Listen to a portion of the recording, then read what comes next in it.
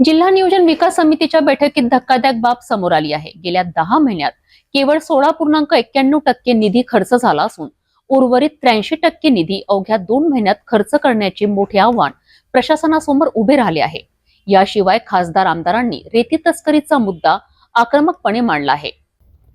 जिल्हा नियोजन विकास समितीच्या बैठकीत निधी खर्चासंदर्भात गंभीर वास्तव समोर आले आहे।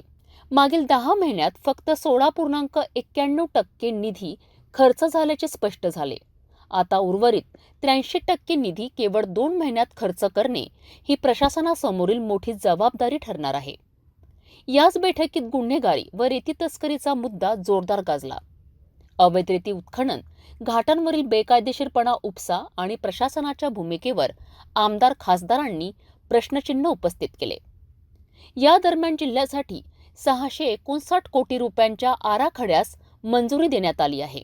पालकमंत्री संजय राठोड यांच्या अध्यक्षतेखाली झालेल्या बैठकीत त्यांनी सर्व विभागांना लोककल्याणकारी योजना प्रभावीपणे राबवण्याचे निर्देश दिलेत। तर प्रशासनासमोर अवघ्या 2 महिन्यात शिल्लक 83% निधी खर्च करण्याचे मोठे आव्हान आहे। तसेच जिल्ह्यातील अवैध रेती उत्खनन आणि गुन्हेगारीच्या मुद्द्यावर ठोस पावले उचलली जातात का हे पाहणे महत्त्वाचे ठरणार आहे।